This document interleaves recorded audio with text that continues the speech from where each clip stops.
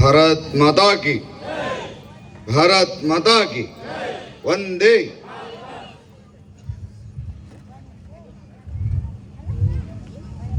ಒಂದು ಜಗತ್ತಿನೊಳಗ ಒಂದು ರಾಷ್ಟ್ರ ಸಮೃದ್ಧ ಆಗಬೇಕು ಅಂತಂದ್ರೆ ಒಬ್ಬ ಮಹಾತ್ಮ ಅವತಾರ ಮಾಡಿ, ಶಿವಾಜಿ ಮಹಾರಾಜನಂತ ಒಬ್ಬ ಮಹಾತ್ಮ ಜಗತ್ತಿನೊಳಗೆ ಅವತಾರ ಮಾಡಿದ. ಆದ್ರೆ ಅವ್ರಿಗೆ ಒಬ್ಬ ಸಿಕ್ಕಂತ ಒಂದು ಅದ್ಭುತವಾಗಿರತಕ್ಕಂಥ ಶಕ್ತಿ ಯಾದಪ್ಪ ಅಂತ ಕೇಳಿದ್ರೆ ಸಮರ್ಥ ರಾಮದಾಸ್ ಮಹಾಸ್ವಾಮಿ. ಹಂಗೆ ಇಲ್ಲಿ ಒಬ್ಬ ಸದ್ಗುರು ಸಿಗ್ತಾನ. ಯಾಕೆ ದೇಶ ಬರೀ ಹಿಂದೂ ರಾಷ್ಟ್ರ ಆಗೋದು ಅಷ್ಟೇ ಅಲ್ಲ, ಹಿಂದೂ ರಾಷ್ಟ್ರ ಜೋಡಿ ನಮ್ಮನ್ನು ಎಚ್ಚರು ಮಾಡುವಂಥ ಒಂದು ಕೆಲಸವನ್ನ ಸದ್ಗುರು ಮಾಡ್ತಾನ. ಮತ್ತು ಮಹಾರಾಜರು ಮಾತಾಡ್ತಾ ಕೆಲವೊಂದು ವಿಚಾರಗಳನ್ನ ಹೇಳಿದ್ರು, ಭಾಳ ಚಂದ ಹೇಳಿದರು. ಧರ್ಮ ಹೇಳುವುದಕ್ಕಲ್ಲ, ನಡಿಲಿಕ್ಕೆ. ಯಾವತ್ತು ಹೇಳಿದ್ದನ್ನು ಜಗತ್ತು ಯಾರೂ ಕೇಳಿಲ್ಲ, ಇವತ್ತಿನ ಮಟ್ಟ ಕೇಳಂಗಿಲ್ಲ. ಆ ಮಕ್ಕಳಂತೂ ಮೊದಲೇ ಕೇಳಂಗಿಲ್ಲ. ಹೆಂಗೆ ಕೇಳ್ತಾರಪ್ಪ ಅಂತ ಕೇಳಿದ್ರೆ, ನೀವು ಮಾಡಿ ತೋರಿಸಿದ್ರೆ ನಾವು ನಡೀತೀವ್ರಿ. ಹಂಗೆ ಹಿಂದೆ ಸಾಕಷ್ಟು ಮಂದಿ ಮಾಡಿ ತೋರ್ಸ್ಯಾರ. ಹಂಗೆ ಹತ್ತಿಕೊಂಡು ನಡ್ಕೋತ ಬಂದೇವಿ.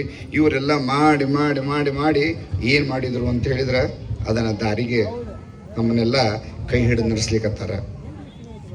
ಮತ್ತು ಮಹಾರಾಜರು ಹೇಳ್ತಾವ ಕೆಲವೊಂದು ವಿಚಾರಗಳು ಭಾಳ ಸುಂದರವಾಗಿ ಹೇಳಿದರು. ಎಷ್ಟರು ಮಾತಾಡಿದರು, ಭಾಳ ಚಂದ ಹೇಳಿದರು.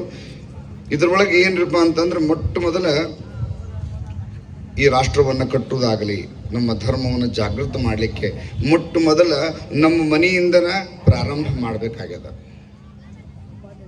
ನಮ್ಮ ಮನೆಯಿಂದ ಏನು ಮಾಡಬೇಕಾಗ್ಯದ ಅಂತಂದ್ರು ಹೇಳಿದ್ರಲ್ರಿ, ಮೊಟ್ಟ ಮೊದಲು ನಾವೆಲ್ಲರೂ ದಿನಕ್ಕೊಂದಿನ ಕೂತ್ಕೊಂಡು ಊಟ ಮಾಡೋದರ ಕಲಿಯೋಣ. ಫಸ್ಟ್ ಒಂದು ಹೊತ್ತಾರ. ಎರಡನೇದು ನಮ್ಮ ಹತ್ರ ಇರುವಂಥ ದೇವಸ್ಥಾನಗಳಿಗೆ ಅವಾಗ ಹೋಗಿ ಬರ್ತಾ ಇರೋಣ. ಯಾಕಂದ್ರೆ ದೇವಸ್ಥಾನಗಳು ಬದುಕಿದ್ದು ನಿಮ್ಮಂಥವ್ರ ಮೇಲೆ. ದೇವಸ್ಥಾನದ ಬಹಳ ಕಠಿಣ ಅದ ರೀ.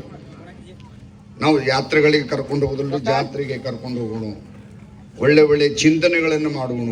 ಭಗವದ್ಗೀತಾ ಚಿಂತನೆಗಳು, ಯಾಕೆ ಭಗವದ್ಗೀತಾದೊಳಗೆ ಎಂಥ ಅದ್ಭುತ ವಿಚಾರಗಳವ ರೀ. ಜೀವನ ಧರ್ಮ ಯೋಗ ಅಂತ ತಿಳ್ಕೊಂಡು ಅದನ್ನು DVG ಅವರು ಬರೀತಾರೆ.